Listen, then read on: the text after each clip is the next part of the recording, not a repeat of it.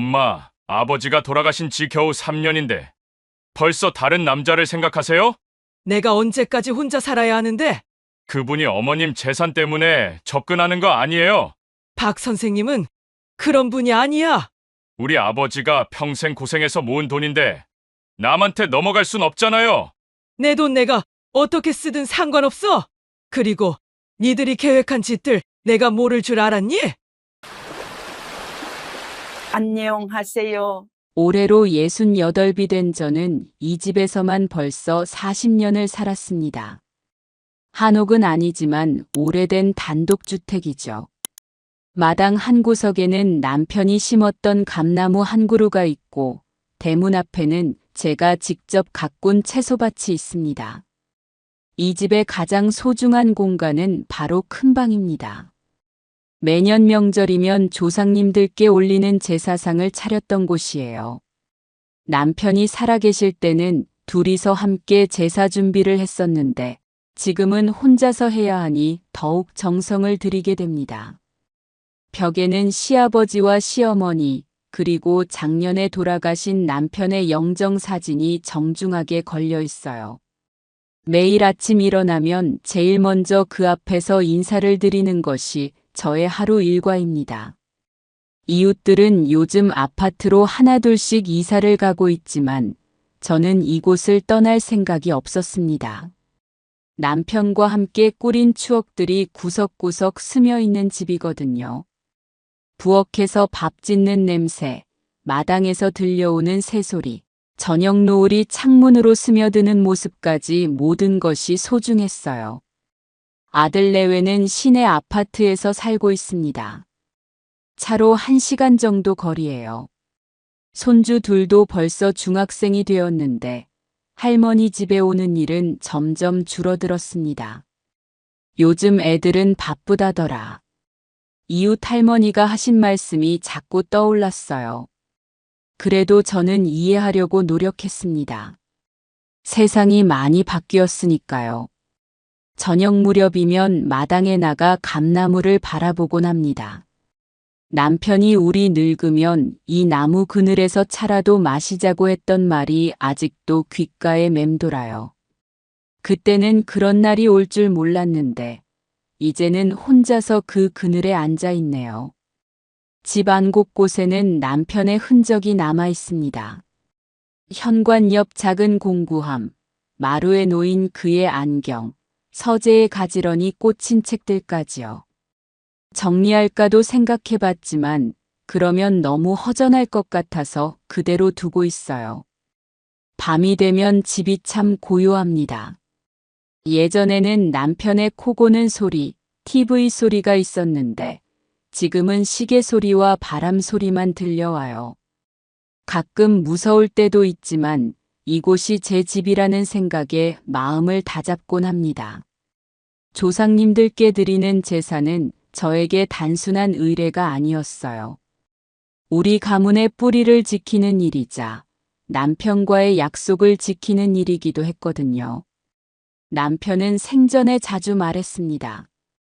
여보, 이 집만큼은 끝까지 지켜야 해.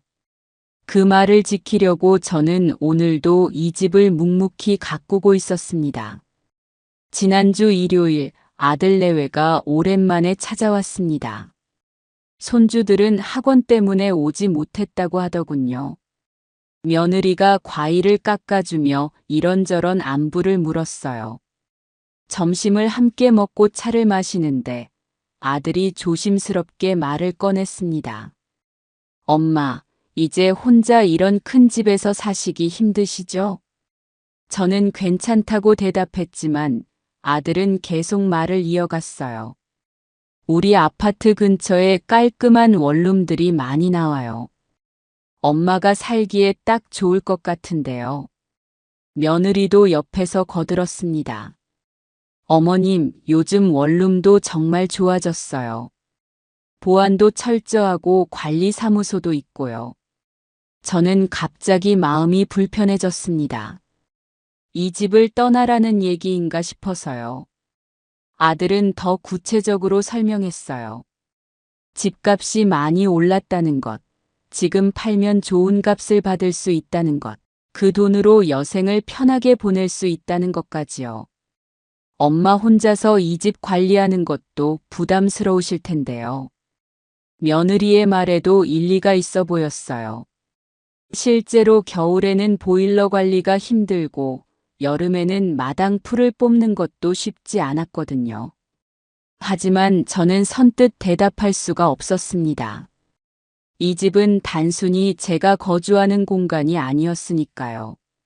남편과의 추억이 깃든 곳이고 조상님들께 제사를 지내던 신성한 공간이기도 했어요. 조금 더 생각해 볼게. 제가 이렇게 말하자 아들과 며느리가 서로 눈을 마주쳤습니다. 뭔가 미리 상의한 것 같은 분위기였어요. 엄마, 너무 오래 고민하지 마세요. 집값이 언제까지 이럴지 모르거든요. 아들의 말에는 조급함이 묻어났어요. 저는 왜 아들이 이렇게 서두르는지 궁금했습니다. 그날 저녁 아들 내외가 돌아간 후 저는 오랫동안 큰 방에 앉아 있었어요. 남편의 영정 사진을 바라보며 생각에 잠겼습니다. 과연 이 집을 떠나는 것이 맞는 걸까요? 마당에 감나무를 보니 벌써 새순이 돋기 시작했어요. 봄이 오고 있었지만 제 마음은 왠지 무거웠습니다. 며칠 후 아들이 다시 전화를 걸어왔습니다. 집 매매에 대한 답변을 재촉하는 전화였어요. 엄마, 부동산에서 연락이 왔는데 우리 집 보러 오고 싶다는 사람이 있대요. 저는 깜짝 놀랐습니다. 벌써 부동산까지 알아봤다는 얘기였거든요. 아직 팔겠다고 말한 적이 없는데? 그냥 시세나 알아본 거예요. 엄마가 결정하시면 바로 진행할 수 있게요. 아들의 목소리에는 확신이 있었어요. 마치 제가 당연히 집을 팔 것이라고 생각하는 것 같았습니다. 저는 단호하게 말했습니다. 이 집은 팔 수 없어. 잠시 침묵이 흘렀어요. 아들이 다시 말했습니다. 왜요? 혼자 살기에는 너무 크잖아요. 이 집은 조상님들께 제사를 지내던 곳이야. 그냥 팔 수는 없어. 며느리가 전화를 바꿔받았나 봅니다. 목소리가 바뀌었어요. 어머님, 요즘 제사 지내는 집이 어디 있어요? 다들 간소하게 하는 추세인데요. 며느리의 말은 저에게 상처가 되었습니다. 제사를 낡은 관습 정도로 생각하는 것 같았거든요. 니네들은 모르겠지만 이건 우리 집안의 전통이야. 전통도 좋지만 현실을 생각하셔야죠. 어머님 연세에 이런 큰 집 혼자 관리하시기 힘드실 텐데요. 며느리의 말에도 틀린 부분은 없었어요. 하지만 저에게는 더 중요한 것이 있었습니다. 그날 저녁, 저는 큰 방에서 제사상을 차리는 연습을 해봤어요. 남편이 돌아가신 후로 혼자서 하게 된 일이었는데, 아직도 서투른 부분이 많았습니다. 제사 음식을 준비하고 상을 차리는 동안 저는 이 집의 의미를 다시 한번 생각해 봤어요. 단순히 거주 공간이 아니라 우리 가문의 뿌리가 있는 곳이었습니다. 남편이 살아계셨다면 뭐라고 했을까요? 아마 저와 같은 생각이었을 거예요. 이 집만큼은 끝까지 지켜야 한다고 말했을 겁니다. 밤늦게까지 고민했지만 제 마음은 변하지 않았어요. 아들과 며느리가 이해하지 못할 수도 있지만 저는 이 집을 지키고 싶었습니다. 추석이 다가왔습니다. 예전 같으면 아들 내외와 손주들이 모두 모여 북적였을 텐데 올해는 분위기가 달랐어요. 아들이 미리 전화를 했습니다.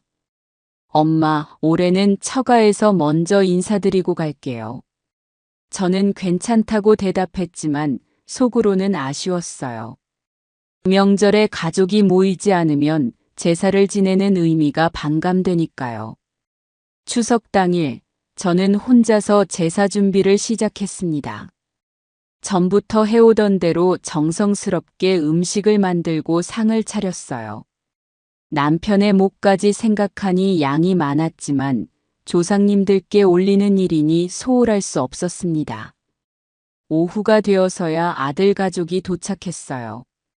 처가에서 먼저 제사를 지내고 왔다며 조금 늦었다고 미안해했습니다. 할머니, 안녕하세요. 손주들이 반갑게 인사했지만 이전과 달리 어색한 기색이 역력했어요. 처가에서 이미 배불리 먹고 온 듯 제사 음식에는 별로 관심을 보이지 않았습니다. 제사를 지내는 동안 아들과 며느리의 표정이 부담스러워 보였어요. 특히 며느리는 시계를 자꾸 확인하며 빨리 끝내고 싶어 하는 것 같았습니다. 엄마, 제사를 너무 길게 하실 필요 없어요. 아들의 말에 저는 당황했어요. 제사는 예로부터 정해진 순서가 있는 건데 그걸 줄이라니요. 며느리도 거들었습니다. 요즘은 간단히 절만 올리고 기도하는 식으로 하는 집이 많아요. 저는 무슨 말을 해야 할지 몰랐어요. 이 집에서 태어나고 자란 아들이 이런 말을 하다니요. 제사가 끝나고 나서도 분위기는 어색했습니다. 예전에는 제사 후에 가족들이 둘러앉아 이런저런 이야기를 나누곤 했는데 이번에는 모두들 급하게 일어설 준비를 했어요. 할머니, 저희 일찍 가봐야 해요. 손주가 말하자 며느리가 재빨리 대답했습니다. 네, 내일 학원 있어서요. 그들이 떠나고 나서 저는 큰 상을 혼자 치웠어요. 남은 제사 음식을 보니 허탈했습니다. 이렇게 많이 준비했는데 제대로 나누지도 못했네요. 그날 밤 저는 오랫동안 잠을 이루지 못했어요. 명절의 의미가 점점 사라져가는 것 같아 마음이 무거웠습니다. 며칠 후 아들 가족이 다시 찾아왔습니다. 이번에는 손주들도 함께 왔어요. 오랜만에 할머니 집에 온 손주들은 여전히 호기심이 많았습니다. 큰 손주가 큰 방을 둘러보다가 물었습니다. 할머니, 여기서 제사하면 맛있는 거 많이 먹을 수 있어요? 순수한 질문이었지만 며느리의 표정이 순간 굳어졌어요. 야, 그런 말하는 게 아니야. 며느리가 급하게 아이를 나무랐지만 저는 손주의 질문이 반가웠어요. 적어도 제사에 관심을 보여주니까요. 그럼 할머니가 맛있는 거 많이 해줄게. 제가 이렇게 대답하자 손주가 환하게 웃었어요. 하지만 며느리는 불편한 표정을 감추지 못했습니다. 어머님, 애가 아직 어려서 그래요. 신경 쓰지 마세요. 며느리가 화제를 돌리려고 했지만 저는 손주와 더 이야기하고 싶었어요. 우리 조상님들은 이 집에서 태어나서 살다가 돌아가신 분들이야. 손주가 진지하게 들었습니다. 그럼 할머니도 여기서 계속 살 거예요? 그럼 할머니는 여기가 제일 좋아. 이때 며느리가 끼어들었어요. 할머니는 곧 더 좋은 곳으로 이사 가실 거야. 저는 며느리의 말에 당황했습니다. 아직 이사 가겠다고 말한 적이 없는데 손주 앞에서 그런 말을 하다니요. 엄마는 아직 결정한 게 없어. 제가 정정하자 분위기가 어색해졌어요. 손주는 어른들의 눈치를 보며 더 이상 질문하지 않았습니다. 그날 저녁 손주들과 함께 마당에서 시간을 보냈어요. 감나무 아래에서 옛날 이야기를 해주니 아이들이 좋아했습니다. 할머니 집이 정말 넓어요. 작은 손주가 말했습니다. 우리 아파트보다 훨씬 커요. 아이들의 눈에는 이 집이 신기하고 재미있는 공간으로 보이는 것 같았어요. 아파트에서는 느낄 수 없는 마당의 재미, 곳곳에 숨어 있는 추억들이 아이들에게는 새로운 경험이었을 겁니다. 그 순간 저는 생각했어요. 이 집이 단순히 저만의 공간이 아니라 손주들에게도 특별한 의미가 될 수 있다는 것을요. 하지만 며느리는 여전히 불편해했습니다. 아이들이 할머니 집을 좋아하는 것도 달갑지 않아 보였어요. 그날 밤 아들 가족이 돌아간 후 저는 손주의 질문을 계속 떠올렸습니다.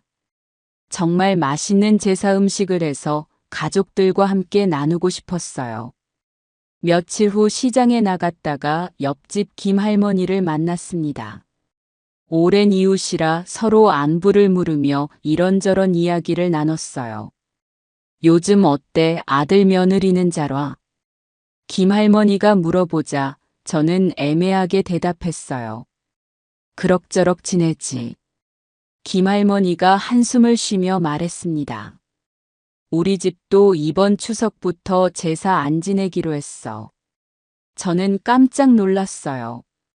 김할머니 집은 저희보다도 더 오래된 집안이었거든요. 왜? 갑자기. 아들이 너무 번거롭다고 하더라고.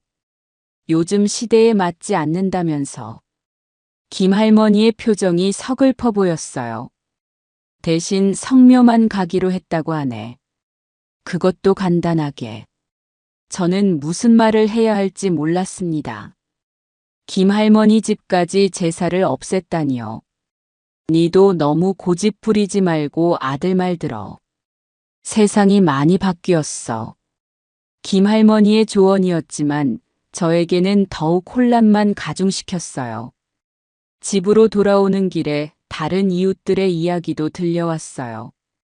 요즘 젊은 사람들은 제사를 지내는 것을 구시대적이라고 생각한다는 것, 특히 며느리들이 부담스러워한다는 것 등등요. 시대가 바뀌었으니 우리도 바뀌어야지. 어느 할아버지의 말이 계속 머릿속에 맴돌았어요. 집에 도착해서 큰 방을 바라봤습니다. 조상님들의 영정사진이 조용히 저를 바라보고 있었어요. 과연 제가 너무 고집을 부리는 걸까요?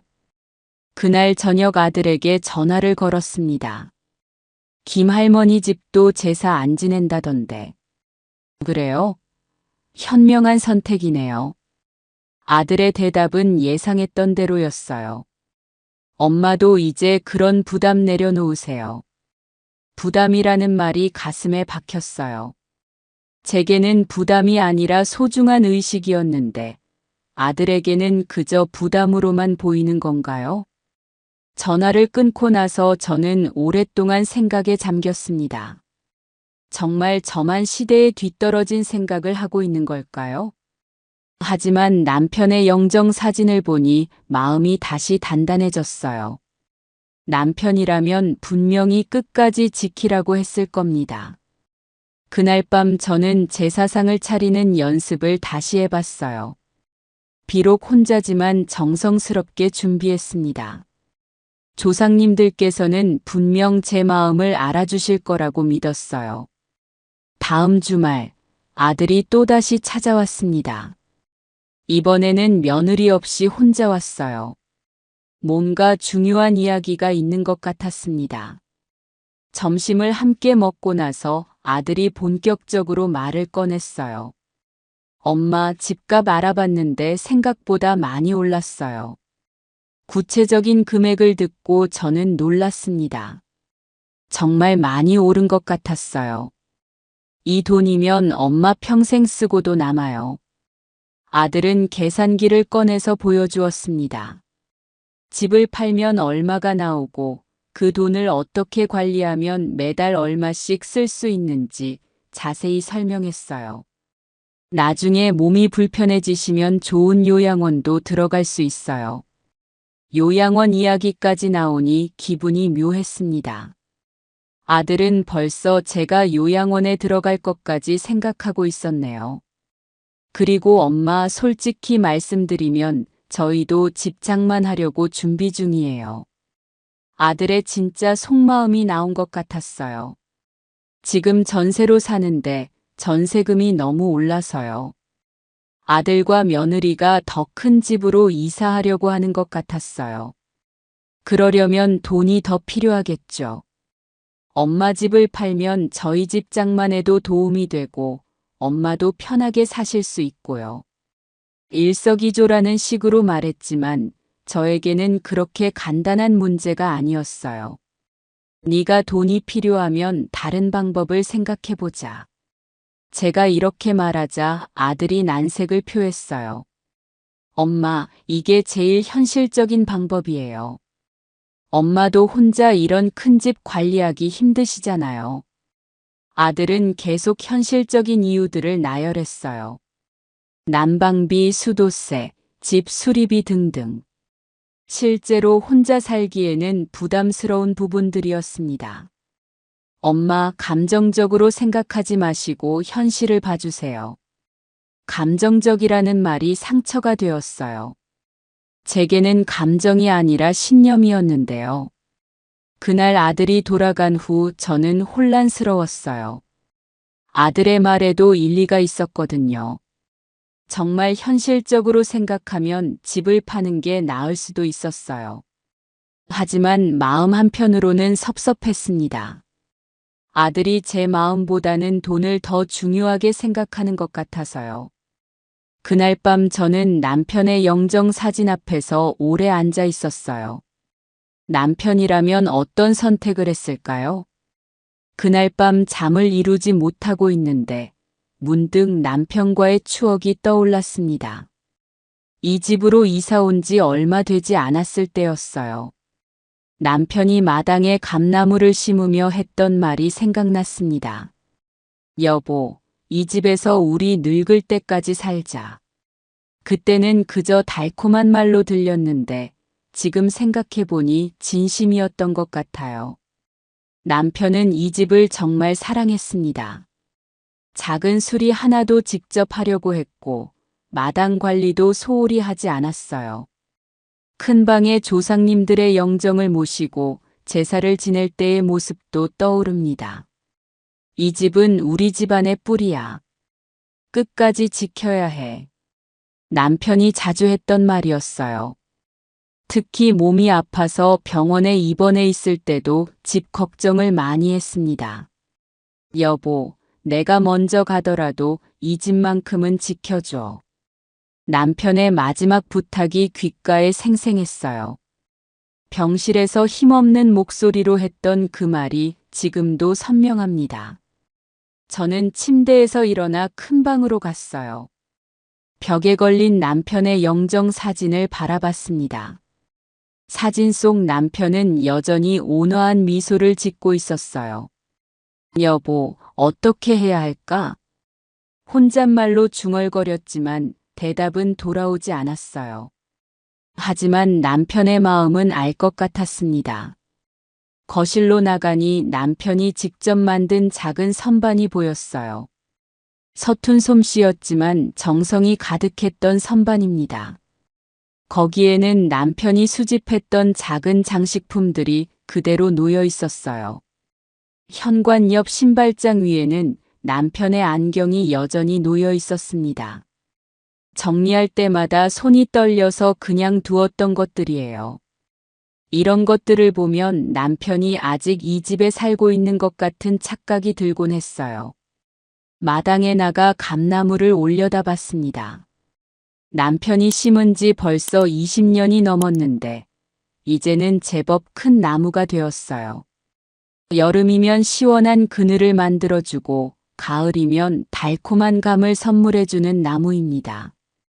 우리 늙으면 이 나무 그늘에서 차라도 마시자. 남편이 했던 말을 떠올리며 감나무 아래 서 있으니 눈물이 났어요. 혼자서 그 그늘에 앉아 있는 지금의 현실이 너무 서글펐습니다. 하지만 동시에 다짐도 했어요. 남편과의 약속만큼은 지키고 싶다고요. 이 집은 단순히 건물이 아니라 우리 부부의 사랑과 추억이 쌓인 소중한 공간이었으니까요. 부엌으로 들어가니 남편이 좋아했던 된장찌개 냄새가 나는 것 같았어요. 물론 착각이었지만 이런 작은 추억들까지 포기할 수는 없었습니다. 그날 밤 저는 남편에게 편지를 써봤어요. 비록 읽어줄 수는 없지만 제 마음을 정리하는 데 도움이 되었습니다. 여보, 아들이 집을 팔라고 해요. 하지만 당신과의 약속을 지키고 싶어요. 편지를 쓰고 나니 마음이 조금 편해졌어요. 남편이라면 분명 제 선택을 이해해 줄 거라고 믿었습니다. 며칠 후 친척 모임이 있었습니다. 작은 시누이의 생일 때문에 가족들이 모였어요. 오랜만에 보는 얼굴들이 많아서 반가웠는데 분위기는 생각보다 무거웠습니다. 식사를 하던 중 며느리가 갑자기 말을 꺼냈어요. 요즘 어머님 때문에 고민이 많아요. 모든 시선이 며느리에게 집중됐습니다. 저는 당황해서 무슨 말인지 몰랐어요.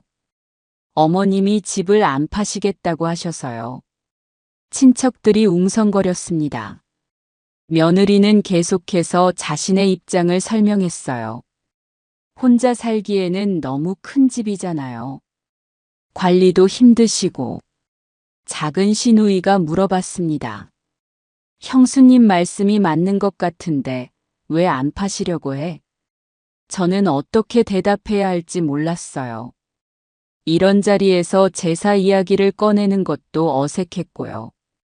조상님 제사 때문에 그래요. 며느리가 대신 대답했습니다. 요즘 시대에 그런 걸로 고집을 부리시니까 저희도 난처해요. 친척들의 시선이 부담스러웠어요. 마치 제가 고집센 시어머니로 낙인 찍힌 것 같았습니다. 시동생이 조심스럽게 말했어요. 형수님 마음도 이해하지만 현실적으로 생각해봐야죠. 다른 친척들도 하나둘씩 의견을 내기 시작했어요. 대부분 아들과 며느리 편이었습니다. 요즘 제사 지내는 집이 어디 있어? 아들 말 듣고 편하게 사시지. 저는 점점 위축되었어요. 모든 사람이 저를 이해하지 못하는 것 같았습니다. 며느리가 마지막으로 말했습니다. 저희도 집 장만해야 하는데 어머님이 결정을 안 해주시니까 계획이 다 늦어져요. 이때서야 진짜 속마음이 드러났어요. 결국 돈 문제였던 것이죠. 식사가 끝나고 집으로 돌아오는 길에 저는 혼란스러웠어요. 친척들 앞에서 공개적으로 비판당한 기분이었습니다. 집에 도착해서 큰 방에 앉아 있으니 더욱 외로웠어요. 가족들조차 제 마음을 이해해주지 않는다면 누가 이해해줄까요? 그날 밤 저는 오랫동안 잠들지 못했어요. 혹시 정말 제가 잘못 생각하고 있는 건 아닐까 하는 의심이 들었습니다. 하지만 새벽이 되어서야 마음을 다잡을 수 있었어요. 다른 사람들이 이해하지 못한다고 해서 제 신념을 버릴 수는 없었으니까요. 며칠 후 갑자기 몸이 아파서 응급실에 실려갔습니다. 혈압이 갑자기 올라가면서 어지러움을 느꼈거든요. 다행히 큰 문제는 아니었지만 이틀 정도 입원하게 되었어요. 아들에게 연락했지만 바로 오지는 못했습니다. 엄마, 회사에서 중요한 회의가 있어서 저녁에 갈게요. 며느리도 마찬가지였어요. 어머님, 아이들 학원 데려다 주고 바로 갈게요.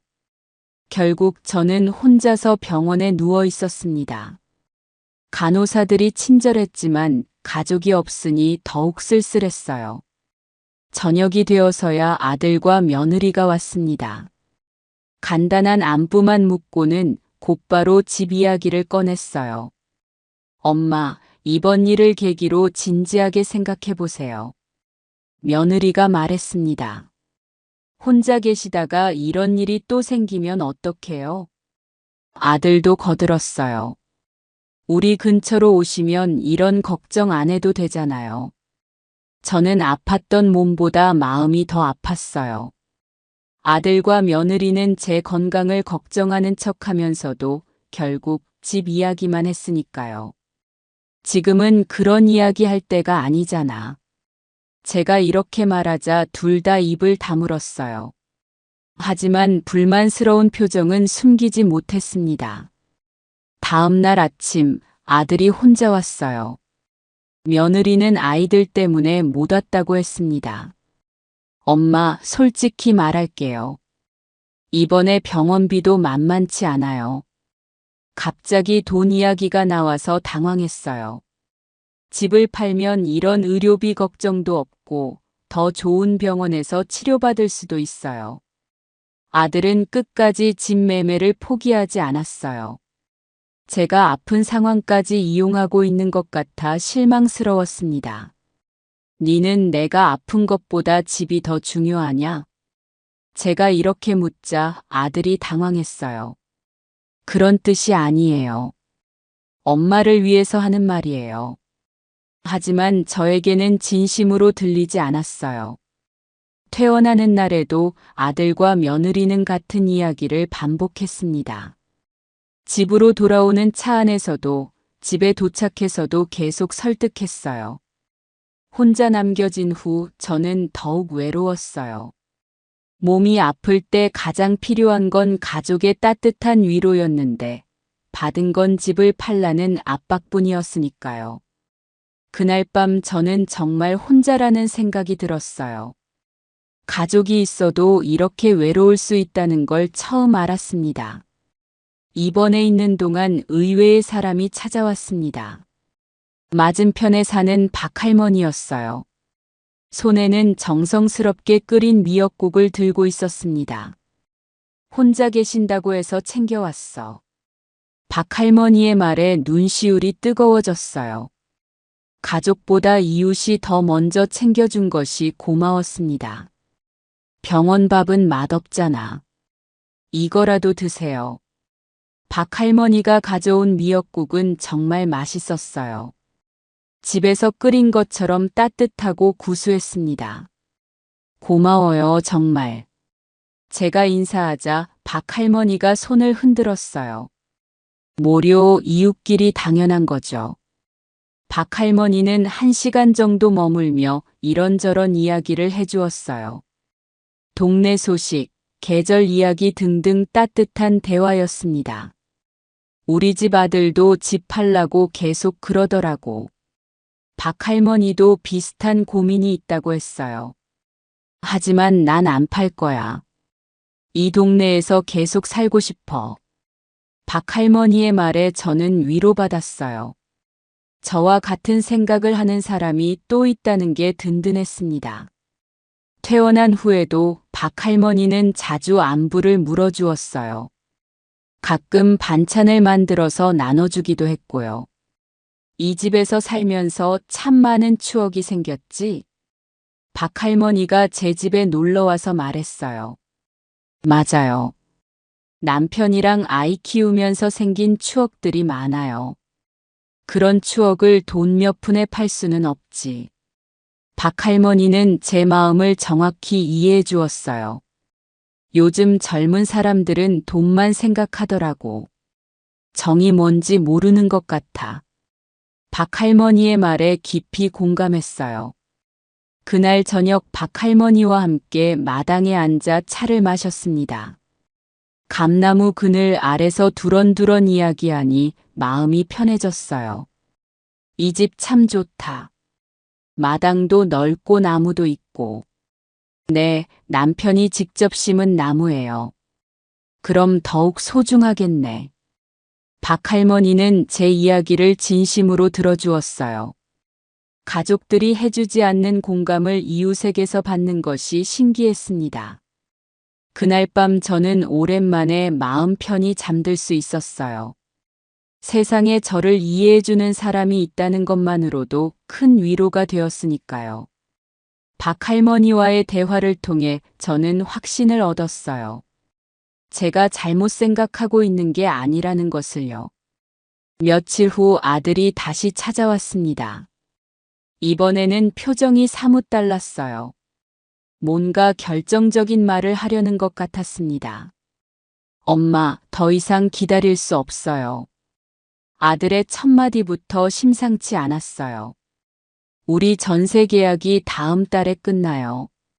집주인이 나가라고 해서 새 집을 구해야 하거든요. 상황이 급박하게 돌아가고 있었나 봅니다. 그럼 다른 전세집을 구하면 되잖아. 제가 이렇게 말하자 아들이 고개를 저었어요. 엄마, 요즘 전세금이 얼마인지 아세요? 억 단위로 올랐어요. 며느리도 옆에서 거들었습니다. 지금 돈으로는 변두리 작은 집밖에 못 구해요. 아들과 며느리의 표정이 절박해 보였어요. 그래서 엄마 집 팔아서 저희 집 마련에 도움을 주셨으면 해요. 결국 본색이 드러났네요. 처음부터 제 집을 팔아서 자신들 집을 사려던 계획이었던 거예요. 니네 형편이 어려우면 다른 방법을 찾아보자. 제가 이렇게 말하자 아들이 화를 냈어요. 다른 방법이 뭐가 있어요? 엄마 집 말고는 없어요. 며느리도 감정적으로 변했습니다. 어머님, 재산이 뭐니 하는 게 우리 가족 미래보다 중요해요? 이 말에 저는 상처받았어요. 제사를 그저 하찮은 것으로 취급하는 것 같아서요. 그건 그거고 이건 이거야. 제가 단호하게 말하자 아들이 최후 통첩을 했어요. 엄마가 집을 안 파시면 저희도 더 이상 챙기지 못해요. 순간 숨이 막혔어요. 집을 안 팔면 연락도 끊겠다는 뜻이었거든요. 뭐라고? 제가 다시 물어보자 며느리가 대답했습니다. 저희도 이제 생계가 걸린 문제예요. 어머님만 생각할 수 없어요. 아들도 냉정하게 말했어요.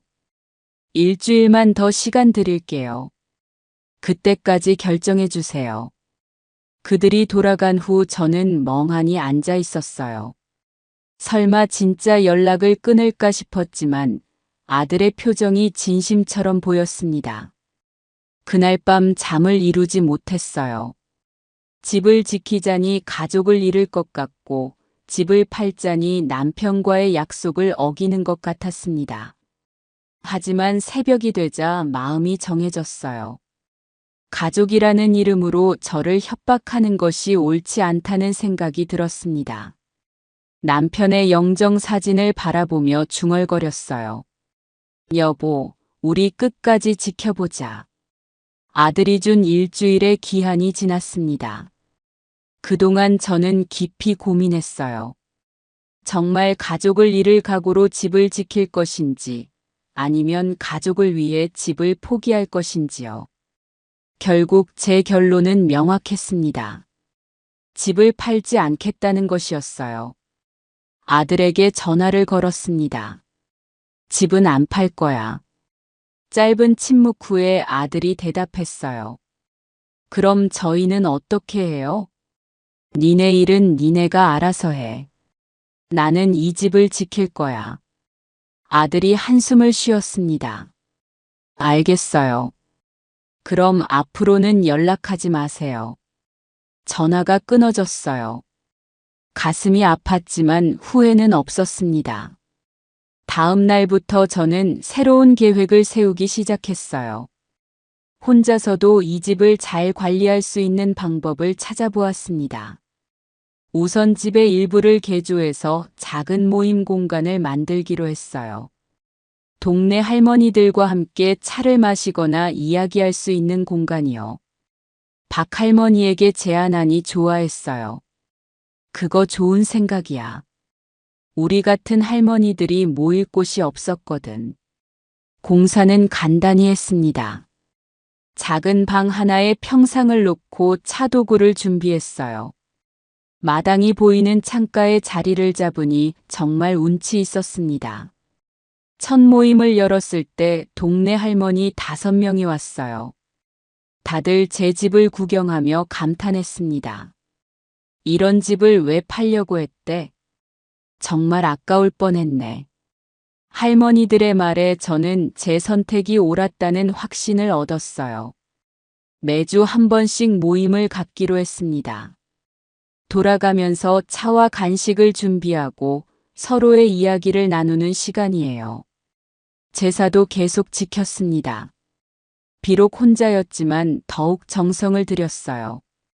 조상님들께서도 제 마음을 알아주시는 것 같았습니다. 집 관리도 이웃들의 도움을 받아 잘 해나갔어요. 무거운 일은 동네 남자분들이 도와주시고 청소나 정리는 할머니들과 함께 했습니다. 한 달이 지나자 저는 이전보다 더 활기차게 살고 있었어요. 가족은 떠났지만 새로운 공동체를 만들었거든요. 아들에게서는 연락이 없었지만 박 할머니를 통해 소식을 들었어요. 결국 작은 전셋집으로 이사했다고 하더군요. 저는 안타까웠지만 어쩔 수 없다고 생각했어요. 제가 양보할 수 없는 선이 있었으니까요. 그렇게 1년이 지났습니다. 처음에는 아들과 며느리 없이 사는 게 외로웠지만 지금은 오히려 더 충실한 삶을 살고 있어요. 동네 할머니들과의 모임은 이제 제 삶의 큰 즐거움이 되었습니다.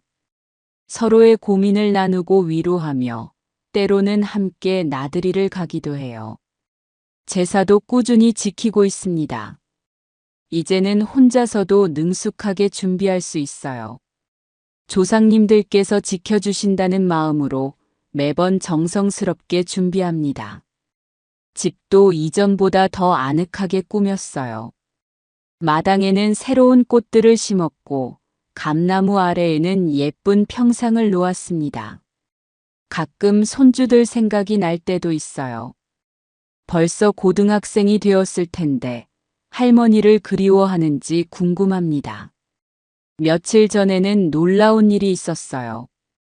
큰 손주가 혼자 찾아온 거예요. 부모님 몰래 버스를 타고 온 거라고 하더군요. 할머니 보고 싶었어요. 손주의 말에 눈물이 났어요. 그래도 저를 기억해주는 사람이 있다는 게 고마웠습니다. 할머니 집이 더 예뻐졌네요. 손주가 모임 공간을 보며 감탄했어요. 할머니들이 모여서 이야기하는 모습이 신기했나 봅니다. 할머니는 여기서 행복하세요? 손주의 질문에 저는 자신있게 대답했어요. 응, 할머니는 여기가 제일 좋아. 손주와 함께 감나무 아래서 차를 마시며 이런저런 이야기를 나눴어요. 학교 이야기, 친구 이야기를 들으니 마음이 따뜻했습니다. 부모님한테는 비밀이야. 손주가 돌아가면서 말했어요.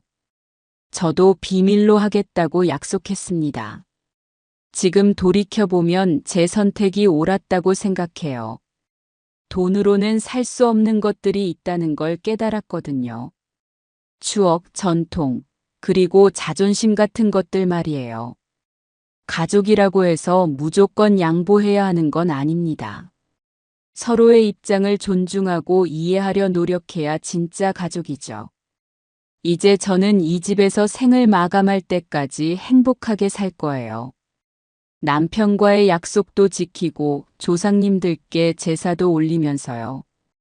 혹시 이 이야기를 들으시는 분 중에 비슷한 고민을 하시는 분이 계시다면 말씀드리고 싶어요.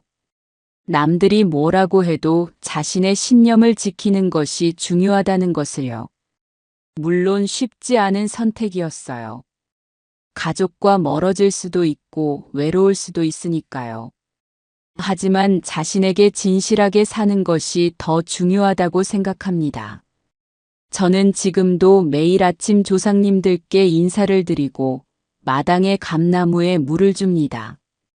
이웃 할머니들과 차를 마시며 하루를 보내고요. 비록 아들과는 연락이 끊어졌지만 언젠가는 제 마음을 이해해 줄 거라고 믿어요.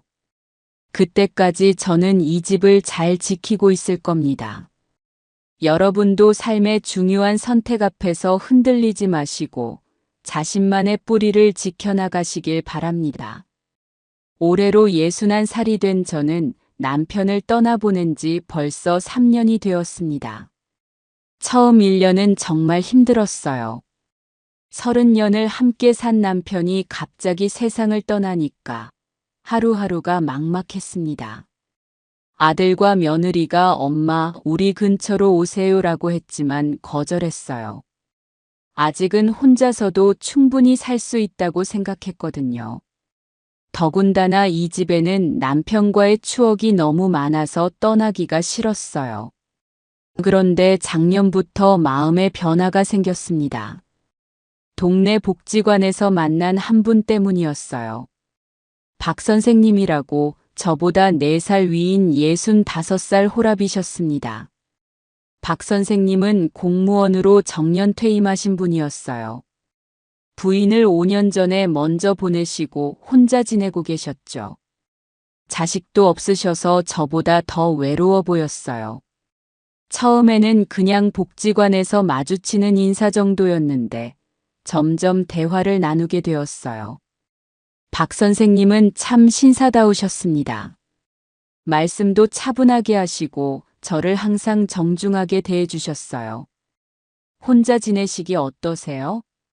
박 선생님이 조심스럽게 물어보셨을 때 저는 솔직하게 대답했어요. 가끔 외로워요. 그분도 고개를 끄덕이시며 공감해 주셨어요. 저도 그래요. 아무리 혼자 사는 게 편하다고 해도 말상대가 없으니까 답답할 때가 많아요. 그렇게 조금씩 가까워졌어요.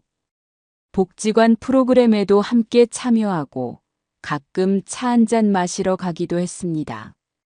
박 선생님은 저에게 생활의 활력을 불어넣어 주셨어요.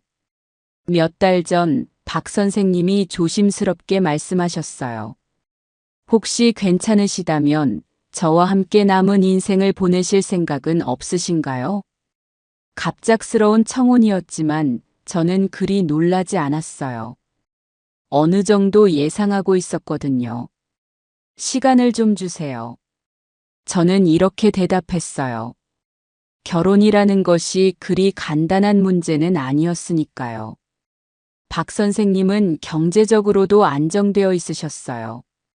공무원 연금도 있고 작은 상가 건물도 하나 소유하고 계셨습니다. 저에게 부담이 될 만한 조건은 전혀 없었어요. 며칠을 고민한 끝에 저는 마음을 정했어요. 남은 인생을 혼자 보내기보다는 좋은 분과 함께 하는 게 나을 것 같았습니다. 좋습니다. 제가 이렇게 대답했을 때 박 선생님이 정말 기뻐하셨어요. 고맙습니다. 제가 잘해드릴게요. 박 선생님의 진심 어린 말씀에 마음이 따뜻해졌어요. 하지만 문제는 가족들에게 이 사실을 알리는 것이었어요. 특히 아들과 며느리가 어떤 반응을 보일지 걱정되었습니다. 박 선생님도 그 점을 염려하셨어요. 아드님이 반대하시면 어떡하죠? 설득해봐야죠. 제 인생이니까요. 저는 자신있게 대답했지만 속으로는 불안했어요. 아들이 이해해줄 수 있을까요? 그날 밤 저는 오랫동안 잠들지 못했어요. 재혼이라는 새로운 출발에 대한 설렘과 가족들의 반대에 대한 걱정이 뒤섞여 있었습니다. 며칠 후 아들에게 전화를 걸었습니다. 직접 만나서 이야기하는 게 좋겠지만 우선 전화로 분위기를 파악해보고 싶었어요. 민수야, 엄마가 할 이야기가 있어. 네, 엄마. 뭔데요? 아들의 목소리가 평소와 같아서 다행이었어요. 사실 엄마가 재혼을 생각하고 있어. 전화 너머로 잠시 침묵이 흘렀습니다. 뭐라고요? 아들의 목소리가 급변했어요. 좋은 분을 만났는데 함께 살면 좋을 것 같아서. 엄마, 정신 차리세요. 아들이 소리를 질렀어요. 이런 반응은 어느 정도 예상했지만 실제로 들으니 마음이 아팠습니다. 아버지가 돌아가신 지 겨우 3년밖에 안 됐잖아요. 아들의 말에 가슴이 찔렸어요. 하지만 저도 할 말이 있었습니다. 엄마도 외로워. 혼자 사는 게 쉽지 않아. 그러면 저희 근처로 오시면 되잖아요. 아들이 다시 소리쳤어요. 그게 아니야. 엄마는 동반자가 필요해. 이때 며느리가 전화를 바꿔받았나 봅니다. 어머님, 너무 성급하신 것 같아요. 며느리의 목소리에는 차가운 기운이 있었어요. 그분이 어머님 재산 때문에 접근하는 건 아닐까요? 며느리의 말이 직설적이어서 당황했어요. 그런 분이 아니야. 경제적으로도 안정되어 계시고. 그럼 더 이상하죠. 왜 어머님 같은 분을 선택하시겠어요? 며느리의 말에 깊이 상처받았어요. 제가 그렇게 매력 없는 사람인가요? 아들이 다시 전화를 받았어요. 엄마, 이번 주말에 집에 갈게요. 직접 만나서 이야기해요. 전화가 끊어진 후 저는 한동안 멍하니 앉아 있었어요. 예상은 했지만 실제 반응은 더 심했습니다. 그 주말 아들 가족이 찾아왔어요. 평소와 달리 분위기가 무거웠습니다. 엄마, 그분은 어떤 분이세요? 아들이 신문하는 듯한 어조로 물어봤어요. 박 선생님에 대해 설명했지만 아들의 표정은 굳어 있었습니다. 나이도 많으신데 왜 결혼을 하려고 하세요? 며느리가 비꼬는 투로 말했어요. 나이가 많아서 더 필요한 거야. 혼자 늙어가는 게 얼마나 외로운지 니들은 몰라. 제가 이렇게 대답하자 아들이 화를 냈어요. 그럼 저희는 뭐예요?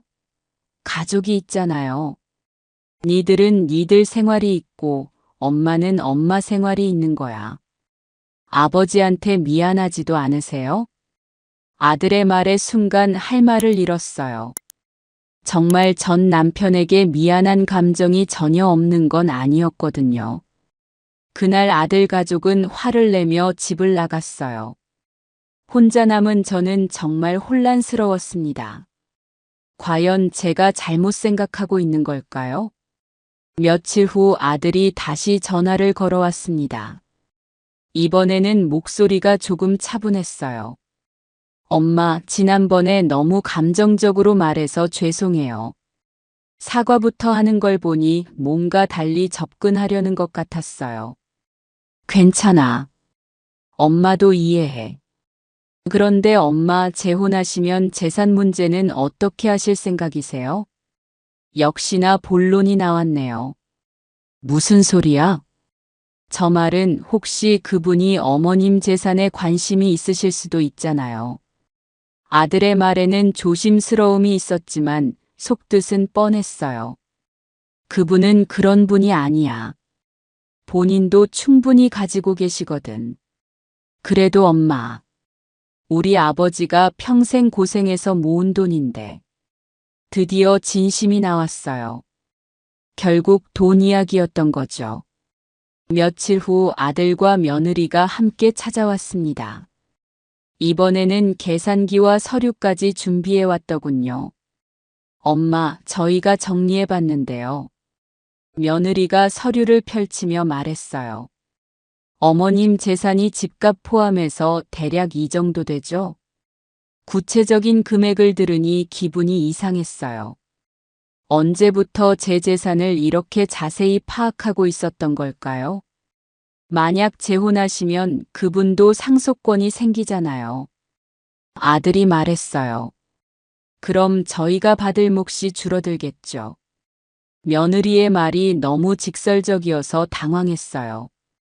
니들이 내 재산을 미리 계산하고 있었구나. 제가 이렇게 묻자 둘 다 머뭇거렸어요. 그런 게 아니라 만약의 경우를 대비해서요. 아들이 변명했지만 저는 기분이 나빴어요. 엄마가 죽기를 바라는 거야? 그런 뜻이 아니에요. 하지만 현실적으로 생각해 봐야죠. 며느리가 목소리를 높였어요. 우리 아버지가 그 돈을 벌기 위해 얼마나 고생했는지 아세요? 그 고생을 나도 함께 했어. 제가 소리치자 분위기가 험악해졌어요. 어쨌든 그분과 결혼하시면 재산 분할이 복잡해져요. 아들이 다시 말했어요. 그러니까 재혼은 좀 더 신중하게 생각해 보세요. 결국 돈 때문에 재혼을 반대하는 거였어요. 자식들이 이렇게 노골적일 줄은 몰랐습니다. 내 돈 내가 어떻게 쓰든 상관없잖아. 제가 이렇게 말하자 며느리가 발끈했어요. 어머님만의 돈이 아니에요. 저희 아버지 돈이기도 하거든요. 네 아버지 돈이 아니야. 우리 남편 돈이지.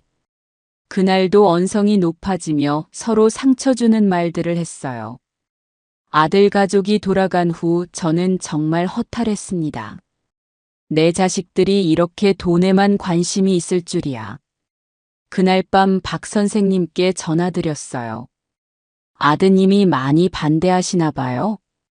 네, 생각보다 심해요. 그럼 제가 직접 만나뵐까요?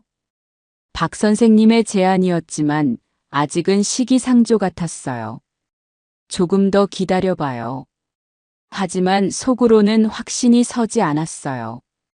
과연 이 갈등을 해결할 수 있을까요? 한 달 후, 저는 용기를 내어 박 선생님을 집으로 초대했어요. 아들 가족에게 미리 연락해서 만나보자고 했습니다. 엄마, 굳이 만날 필요 있나요? 아들이 내키지 않아 했지만 결국 오기로 했어요. 그날 오후 박 선생님이 정장을 깔끔하게 차려입고 오셨어요. 손에는 과일 바구니도 들고 계셨습니다. 안녕하세요. 어머님께 많은 신세를 지고 있습니다. 박 선생님이 정중하게 인사하셨지만 아들과 며느리의 표정은 차가웠어요. 안녕하세요. 아들이 건성으로 인사를 받았어요. 거실에서 차를 마시며 대화를 시작했는데 분위기가 어색하기 그지없었어요. 아드님이 공무원이라고 들었습니다. 박 선생님이 화제를 꺼내려 했지만 아들은 시큰둥했어요. 네, 그냥 작은 공무원이에요. 저도 공무원 출신이라 마음이 통할 것 같은데요. 박 선생님의 친근한 말씀에도 아들은 별 반응이 없었어요. 며느리는 아예 스마트폰만 들여다보고 있었습니다. 너무 무례한 태도라 제가 민망했어요. 박 선생님이 어머니를 어떻게 생각하시는지 궁금하네요. 아들이 갑자기 직설적으로 물어봤어요. 어머님은 정말 좋은 분이세요. 제가 많이 배우고 있습니다. 박 선생님이 진심으로 대답하셨어요. 그럼 왜 하필 저희 어머니세요? 며느리가 돌발적으로 질문했어요. 정말 예의 없는 말이었습니다. 아, 그게. 박 선생님이 당황하셨어요. 제 아내를 잃고 혼자 지내면서 많이 외로웠거든요. 어머님도 비슷한 상황이셔서 서로 의지가 될 수 있을 것 같아서요. 그럼 재산은 어떻게 하실 생각이세요? 며느리가 또 돈 이야기를 꺼냈어요. 제가 얼굴이 빨개져서 말렸지만 이미 늦었어요. 재산요? 박 선생님이 어리둥절해 하셨어요. 서로 재산이 있으니까 나중에 문제가 될 수 있잖아요. 아, 그런 건 전혀 생각 안 해봤는데요. 저는 제 것으로도 충분하거든요. 박 선생님의 대답이 진솔해 보였지만 아들 부부는 믿지 않는 표정이었어요. 2시간 정도 어색한 시간을 보낸 후 박 선생님이 먼저 일어나셨어요. 그럼 저는 이만 가보겠습니다. 박 선생님이 나가신 후 아들이 바로 말했어요. 엄마, 저 사람 믿을 수 없어요. 왜? 너무 표면적이에요. 진심 같지 않고. 며느리도 거들었어요. 맞아요. 뭔가 계산이 있는 것 같아요. 저는 화가 났어요. 박 선생님은 정말 좋은 분인데 아들 부부가 편견을 갖고 보는 것 같았어요. 니들이 너무 삐딱하게 보는 거야. 엄마야말로 너무 성급하세요. 좀 더 알아보세요. 그날도 결국 싸우고 끝났어요. 나중에 박 선생님께 사과 전화를 드렸어요. 아이들이 무례해서 죄송해요. 괜찮아요.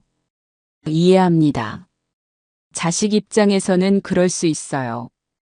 박 선생님은 이해해 주셨지만 저는 마음이 무거웠어요. 이런 상황에서 정말 결혼할 수 있을까요? 며칠 후 아들이 혼자 찾아왔습니다. 며느리 없이 오니까 좀 더 진솔한 대화를 할 수 있을 것 같았어요.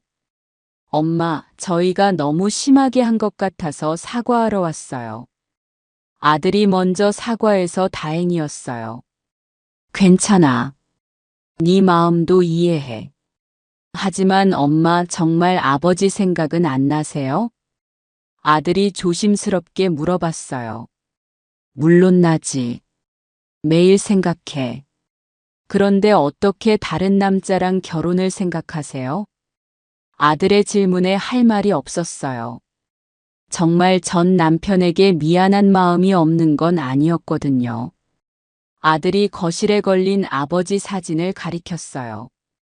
아버지가 살아계시면 뭐라고 하실까요? 사진 속 남편이 저를 바라보고 있는 것 같았어요. 갑자기 마음이 무거워졌습니다. 아버지가 엄마만 바라보고 살라고 하셨잖아요. 아들이 계속 말했어요. 병원에서도 다른 남자 생각하지 말고 혼자 살아라고 하셨는데요. 그 말을 듣고 저는 깜짝 놀랐어요. 남편이 그런 말을 했나요? 아버지가 언제 그런 말을 했어? 엄마가 화장실 간 사이에 저한테 몰래 말씀하셨어요. 아들의 말에 혼란스러웠어요. 정말 남편이 그런 말을 했을까요? 아버지는 엄마가 다른 남자를 만나는 걸 싫어하실 거예요. 아들이 계속 압박했어요. 그날 밤 저는 남편의 유품을 들여다봤어요. 남편의 옷, 시계, 안경 등등. 아직도 그의 흔적이 집 곳곳에 남아 있었습니다. 정말 남편이 그런 말을 했을까요? 저보고 혼자 살라고 했을까요? 남편의 일기장을 펼쳐봤어요. 병원에 있을 때 쓴 것 같은 글이 있었습니다. 아내가 너무 걱정된다. 내가 없으면 혼자서 어떻게 살까? 이 글을 보니 남편이 제 걱정을 많이 했다는 걸 알 수 있었어요. 하지만 다른 페이지에는 이런 글도 있었어요. 아내가 행복했으면 좋겠다. 내가 없어도 웃으며 살았으면 한다. 이 글을 보니 더욱 혼란스러웠어요. 남편의 진짜 마음이 뭐였을까요? 다음 날 아들에게 전화했어요. 아버지가 정말 그런 말씀을 하셨어? 네, 분명히 들었어요. 엄마가 다른 남자 만나면 안 된다고 하셨어요. 아들의 확신에 찬 대답에 저는 더욱 갈등했어요. 그날 오후 박 선생님과 만났어요. 고민을 털어놨더니 박 선생님이 이해해 주셨어요. 돌아가신 남편분에 대한 마음, 저도 이해해요. 어떻게 해야 할까요? 천천히 생각해 보세요. 급할 것 없어요. 박 선생님의 배려가 고마웠지만 마음은 더욱 복잡해졌어요. 집으로 돌아와서 남편의 사진을 오래 바라봤어요. 여보, 정말 내가 혼자 살기를 바란 거야? 사진 속 남편은 아무 대답도 하지 않았어요. 그날 밤 꿈에 남편이 나타났어요. 하지만 무슨 말을 하는지는 들리지 않았습니다. 깨어났을 때 베개가 눈물로 젖어 있었어요. 동네에서 박 선생님과 함께 다니는 모습이 자주 목격되면서 사람들의 수군거림이 시작되었어요. 시장에 나가면 뒤에서 들리는 속닥거림이 신경 쓰였습니다. 저 나이에 무슨 재혼이야? 남편 죽은 지 얼마나 됐다고. 이런 말들이 귓가에 맴돌았어요. 모른 척 하려고 해도 쉽지 않았습니다. 미용실에 갔을 때가 가장 심했어요. 원장님이 직접 물어보더군요. 요즘 남자친구 생기셨다면서요? 그런 게 아니라. 제가 대답하기도 전에 다른 손님들이 끼어들었어요. 나이가 나이인데 조심하셔야죠. 요즘 할머니들 노리는 남자들 많다던데. 사람들의 말 하나하나가 가슴에 박혔어요. 제가 뭔가 잘못하고 있는 것처럼 느껴졌습니다. 동네 슈퍼에서도 마찬가지였어요. 어머, 요즘 화장도 진하게 하시고. 사장님이 농담조로 말했지만 기분이 상했어요. 연애하시는 거예요? 그냥. 좀 더 신경 써서 살려고요. 그 나이에 무슨 연애예요? 자식들 창피하겠어. 이런 말을 들을 때마다 자꾸 위축되었어요. 복지관에서도 분위기가 이상했어요. 평소 친하게 지내던 할머니들이 저를 피하는 것 같았습니다. 요즘 바쁘시죠? 김 할머니가 의미심장하게 물어봤어요. 별로 바쁜 건 없어요. 박 선생님이랑 자주 만나신다면서요? 결국 모든 사람이 다 알고 있었네요. 그냥 가끔 차 마시는 정도예요. 조심하세요. 사람들 입에 오르내리고 있어요. 김 할머니의 충고였지만 저에게는 상처가 되었어요. 집으로 돌아와서 거울을 봤어요. 정말 제가 나이에 맞지 않는 행동을 하고 있는 걸까요? 그날 박 선생님께 전화드렸어요. 사람들이 저희를 보는 시선이 좋지 않아요. 저도 느끼고 있어요. 하지만 신경 쓰지 마세요. 쉽지 않네요. 다른 사람들의 시선이 우리 행복보다 중요한가요? 박 선생님의 말이 맞긴 했지만 실제로는 신경이 쓰였어요. 며칠 후 아들에게서 전화가 왔어요. 엄마, 동네에서 소문났다던데요? 역시 아들 귀에까지 들어갔네요. 무슨 소문? 엄마가 남자친구 생겼다고. 그냥 친구야. 엄마, 사람들이 다 보고 있어요. 좀 조심하세요. 아들까지 이런 말을 하니 정말 힘들었어요. 그날 밤 저는 오래 고민했어요. 다른 사람들의 시선 때문에 제 행복을 포기해야 하는 걸까요? 연일 계속되는 스트레스 때문인지 몸이 급격히 안 좋아졌어요. 밤에 잠도 제대로 못 자고 식욕도 떨어졌습니다. 어느 날 아침 갑자기 어지러워서 쓰러질 뻔했어요. 급히 병원에 가보니 혈압이 많이 올라가 있었습니다. 스트레스를 많이 받으셨나 봐요. 의사 선생님이 말씀하셨어요. 좀 쉬셔야겠어요. 약만으로는 한계가 있습니다. 집에 돌아와서 침대에 누워 있는데 박 선생님이 걱정되어 찾아오셨어요. 어디 아프세요? 별거 아니에요. 좀 피곤해서. 하지만 박 선생님은 제 얼굴빛을 보고 심각하게 받아들이셨어요. 병원은 다녀오셨어요? 네, 약 처방받아서 먹고 있어요. 박 선생님이 정성스럽게 간병해 주셨어요. 죽도 끓여오시고 약 먹을 시간도 챙겨주시고요. 이런 것까지 해주실 필요 없어요. 당연한 거죠. 제 사람인데. 박 선생님의 따뜻한 말씀에 눈시울이 뜨거워졌어요. 며칠 후 아들이 찾아왔어요. 제가 아프다는 소식을 들었나 봅니다. 엄마, 어디 아파요? 혈압이 좀 올라갔어. 왜 미리 말씀 안 하셨어요? 아들이 걱정하는 모습을 보니 반가웠어요. 하지만 곧 분위기가 바뀌었어요. 박 선생님이 와 계시는 걸 보고 표정이 굳어졌습니다. 어머님 간병하시는 거예요? 아들이 박 선생님께 퉁명스럽게 물어봤어요.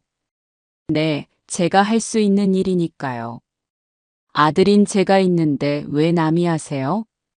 아들의 말에 박 선생님이 당황하셨어요. 아, 그럼 제가 물러날게요. 박 선생님은 남이 아니야. 제가 소리를 치니까 아들이 더 화를 냈어요. 엄마, 아직도 정신 못 차리세요? 무슨 소리야? 이런 일로 스트레스 받아서 아프신 거잖아요. 아들이 재혼 문제 때문에 제가 병이 났다고 몰아세웠어요. 그 사람과 헤어지세요. 그럼 몸도 좋아질 거예요. 그게 무슨 말이야? 엄마 건강이 우선이잖아요. 아들은 제 건강을 핑계로 또다시 재혼을 반대했어요. 박 선생님이 일어서셨어요. 제가 문제가 되는 것 같으니 가보겠습니다. 박 선생님. 제가 말렸지만 박 선생님은 그대로 나가셨어요. 만족하냐?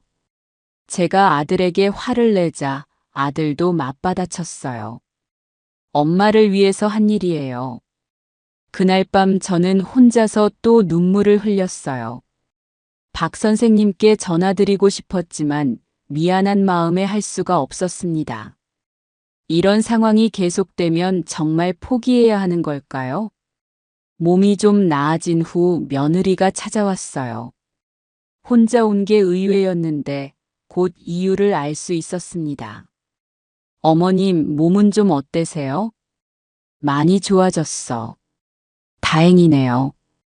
그런데 어머님, 혹시 유언장 같은 건 써놓으셨어요? 갑작스러운 질문에 당황했어요.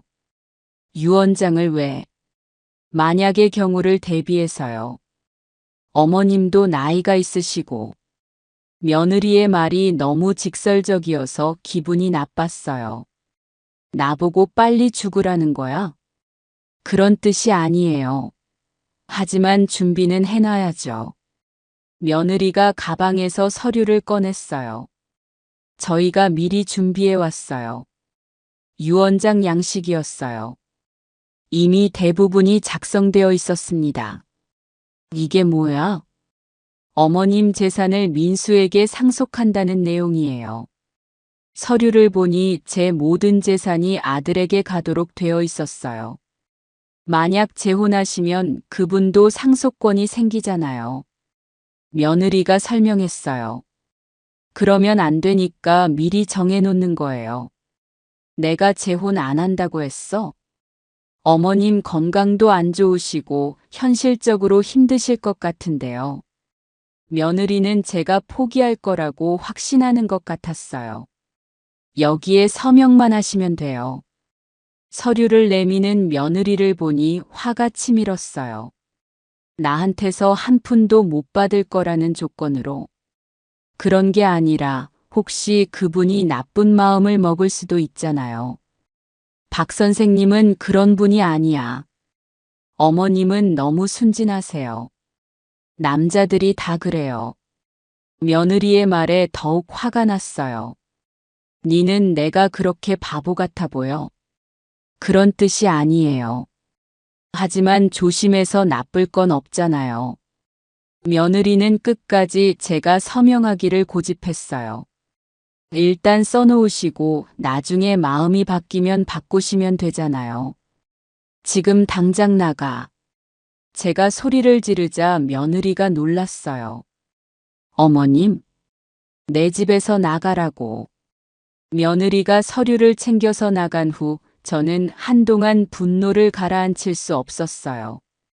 자식들이 이렇게까지 노골적일 줄은 몰랐어요.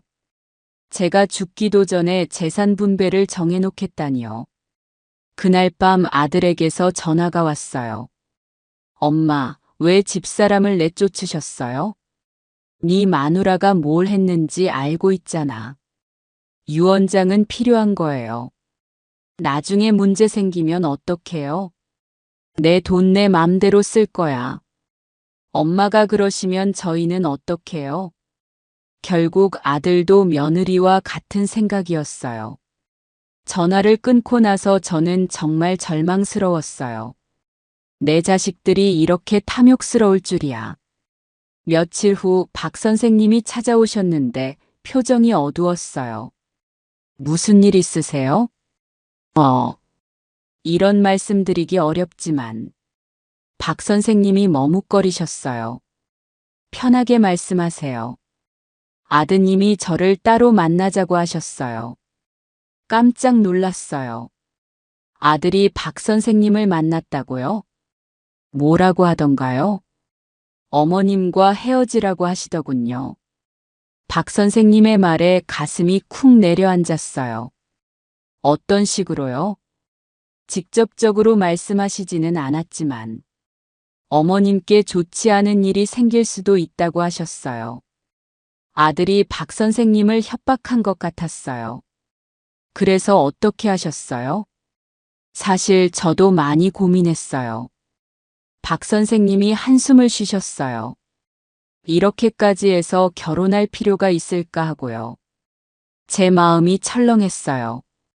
혹시 포기하시려는 거예요? 어머님도 너무 힘드실 것 같아서요. 박 선생님의 말에 눈물이 났어요. 저 때문에 가족들과 사이가 멀어지는 것도 죄송하고요. 그런 건 제가 알아서 할 일이에요. 제가 간절하게 말했지만 박 선생님의 마음은 이미 기울어 있는 것 같았어요. 어머님 죄송해요. 저는 이만. 박 선생님. 제가 붙잡았지만 박 선생님은 고개를 저으셨어요. 좀 더 시간을 두고 생각해 봅시다. 사실상 이별 선언이었어요.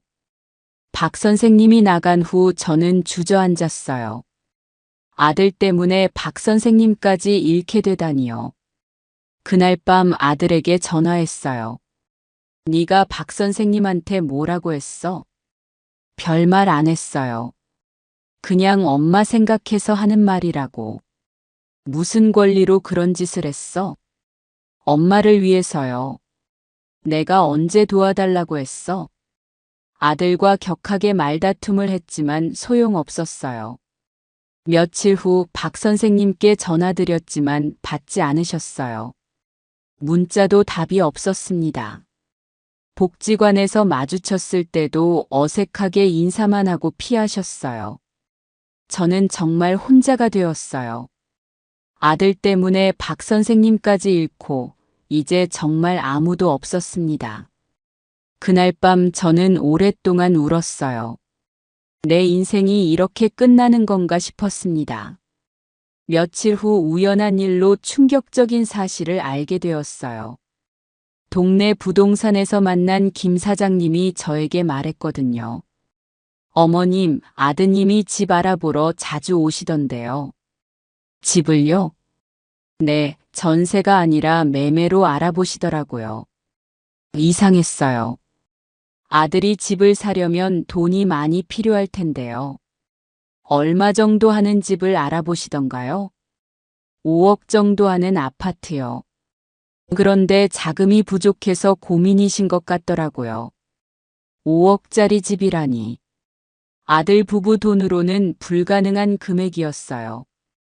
며칠 후 또 다른 소식을 들었어요. 은행에서 만난 직원이 저에게 말했거든요. 어머님, 아드님이 대출 상담 받으러 오셨던데요. 대출을요?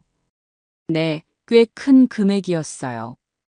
그런데 담보가 부족해서 어려우시다고 하시더라고요. 점점 의심스러워졌어요. 아들이 왜 그렇게 큰 돈이 필요한 걸까요?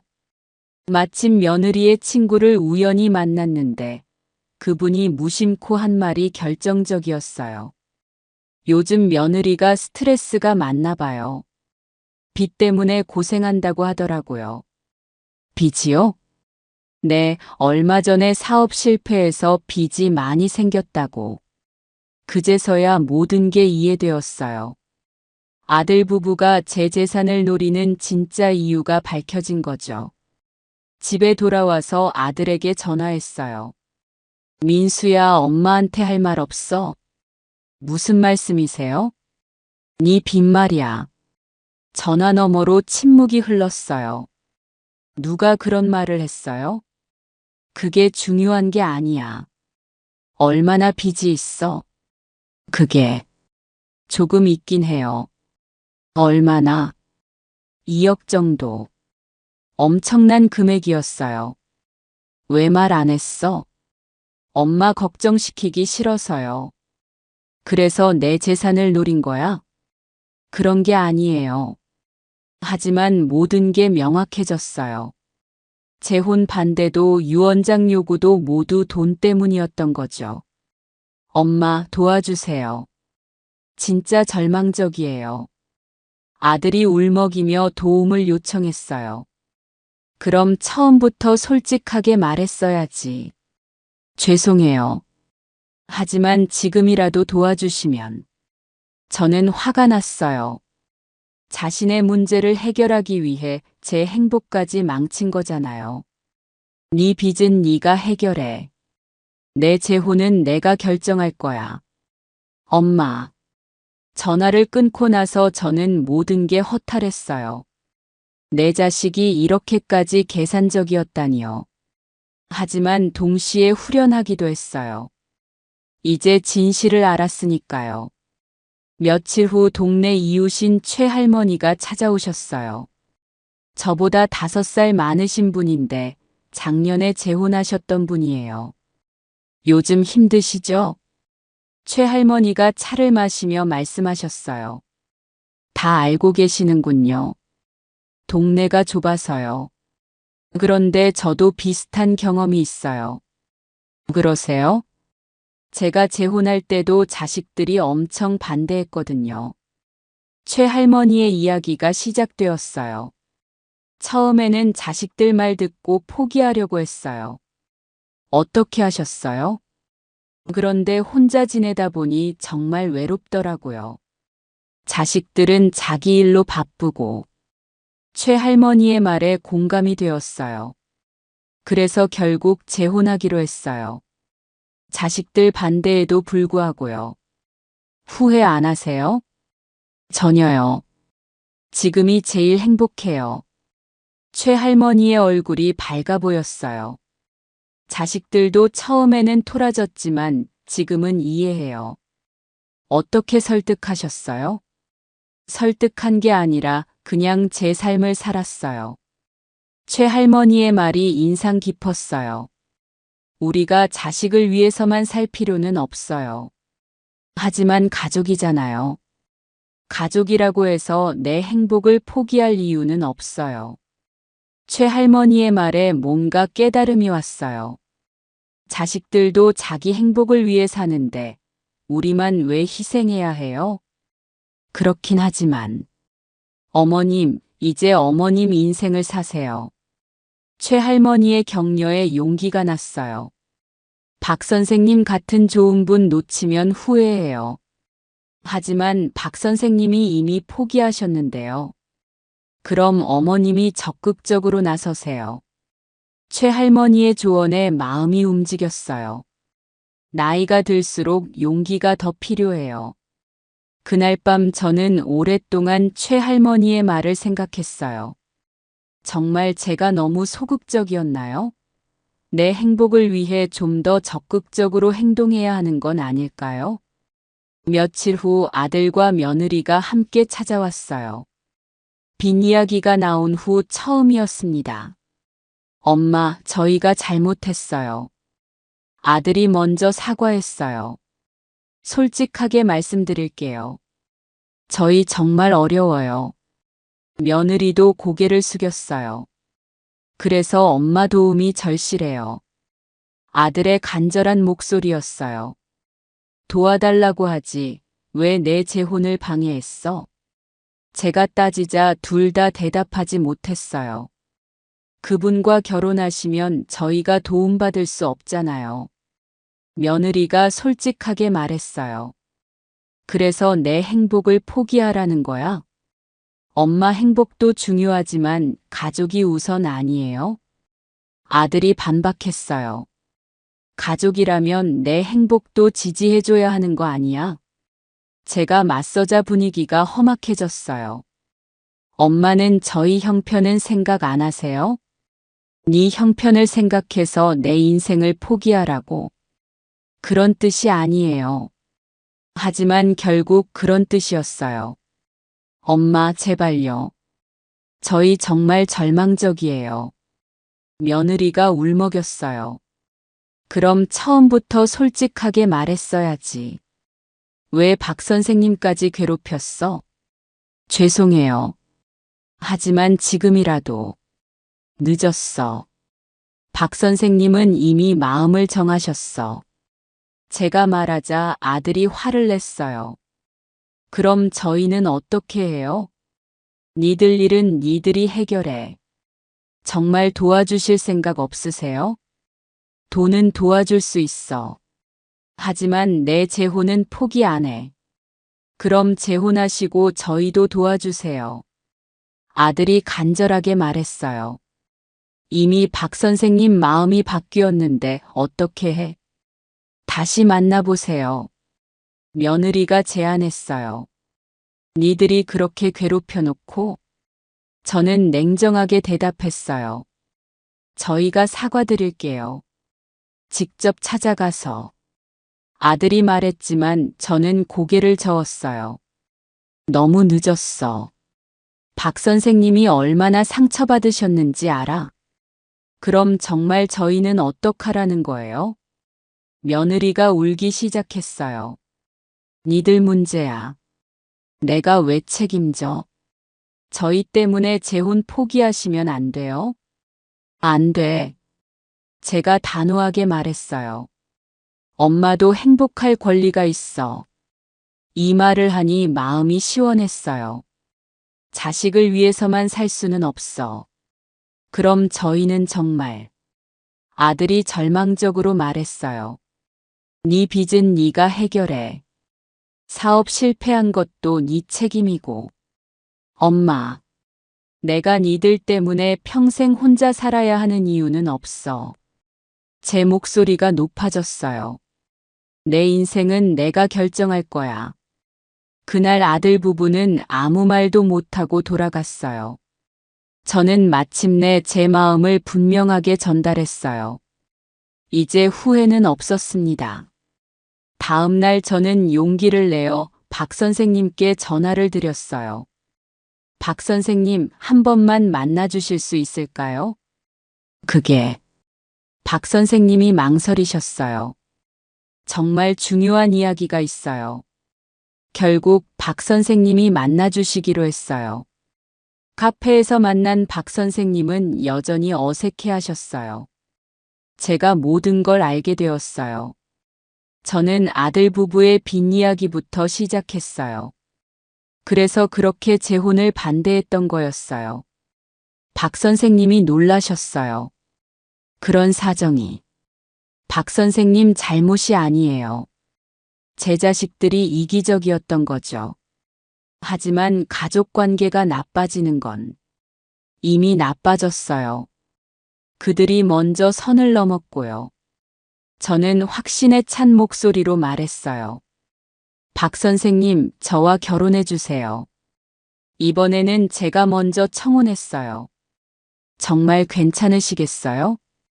괜찮아요. 아니, 그래야 해요. 박 선생님이 제 손을 잡아주셨어요. 감사합니다. 제가 잘해드릴게요. 그렇게 우리는 재혼하기로 다시 결정했어요. 한 달 후 조용한 결혼식을 올렸어요. 하객은 최할머니를 비롯한 몇몇 이웃분들 뿐이었지만 마음은 따뜻했습니다. 아들 부부에게는 결혼 소식을 미리 알렸지만 오지 않았어요. 예상했던 일이라 크게 실망하지는 않았습니다. 결혼 후 박 선생님과 저는 박 선생님 집으로 이사했어요. 더 크고 현대적인 집이었습니다. 행복하세요? 박 선생님이 물어보셨어요. 네, 정말 행복해요. 진심이었어요. 후회는 안 하세요? 전혀요. 이게 제 선택이에요. 박 선생님과 함께하는 생활은 정말 좋았어요. 아침에 함께 산책하고, 오후에는 취미 활동을 하고, 저녁에는 차를 마시며 대화를 나누는 일상이었습니다. 아들에게는 빚 문제로 일부 도움을 주었어요. 전부는 아니지만 급한 불을 끌 정도로요. 고맙습니다, 엄마. 아들이 고마워했지만 여전히 재혼에 대해서는 언급하지 않았어요. 하지만 저는 상관없었어요. 제 행복이 우선이었으니까요. 재혼한 지 벌써 1년이 지났습니다. 이 1년 동안 저는 정말 많은 것을 깨달았어요. 박 선생님과 함께하는 생활은 기대했던 것보다 훨씬 좋았습니다. 서로를 배려하고 존중하는 관계였어요. 이런 동반자가 있다는 것만으로도 삶이 완전히 달라졌습니다. 매일 아침 함께 일어나서 차를 마시고 함께 장을 보러 가고 저녁에는 손잡고 산책하는 일상. 이런 평범한 일상이 이렇게 소중할 줄 몰랐어요. 아들과의 관계는 예전 같지 않지만 그래도 조금씩 나아지고 있어요. 며칠 전에는 손주가 찾아와서 할머니가 행복해 보인다고 말해주더군요. 할머니, 요즘 많이 웃으세요. 손주의 말에 제 마음이 따뜻해졌어요. 그래, 할머니가 행복하구나. 할아버지도 할머니 잘 대해드리는 것 같아요. 손주가 박 선생님을 할아버지라고 부르는 것을 보니 신기했어요. 아이들은 정말 순수해요. 박 선생님도 손주를 무척 예뻐해 주셨어요. 우리 손주 공부 잘하나? 네, 할아버지. 이번에 성적이 많이 올랐어요. 이런 대화를 들으면 정말 가족이 된 것 같아 뿌듯했습니다. 최근에는 아들도 가끔 안부 전화를 해요. 처음에는 어색했지만 이제는 자연스럽게 대화할 수 있어요. 엄마, 몸은 괜찮으세요? 응, 박 선생님이 잘 챙겨주셔서 건강해. 다행이네요. 아들도 이제는 박 선생님을 인정하는 것 같아요. 며느리와는 아직 어색하지만 그것도 시간이 해결해 줄 거라고 생각해요. 이제 저는 당당하게 말할 수 있어요. 제 선택이 옳았다고요. 나이가 들었다고 해서 사랑할 권리를 포기할 필요는 없어요. 자식들을 위해서만 살 필요도 없고요. 물론 가족은 소중해요. 하지만 가족이라는 이름으로 개인의 행복을 억압해서는 안 된다고 생각해요. 저는 이제 진정한 황혼의 로맨스를 누리고 있어요. 박 선생님과 함께 여행도 다니고 새로운 취미도 배우고 있습니다. 혹시 이 이야기를 들으시는 분 중에 비슷한 상황에 계신 분이 있다면 말씀드리고 싶어요. 나이는 숫자일 뿐이에요. 사랑하고 행복할 권리는 누구에게나 있어요. 다른 사람들의 시선이나 자식들의 반대 때문에 자신의 행복을 포기하지 마세요. 물론 쉽지 않은 선택이에요. 저도 많은 갈등과 상처를 겪었으니까요. 하지만 결국은 자신의 인생이에요. 다른 누구도 대신 살아줄 수 없어요. 용기를 내세요. 늦었다고 생각하지 마세요. 진정한 행복에는 나이 제한이 없으니까요. 저는 지금 이 순간이 제 인생에서 가장 행복한 시간이라고 확신해요. 박 선생님과 함께하는 매일이 선물 같아요. 여러분도 자신만의 행복을 찾으시길 바라요. 그리고 그 행복을 지킬 용기를 가지시길 바랍니다. 나이는 끝이 아니라 새로운 시작일 수도 있어요. 저처럼요.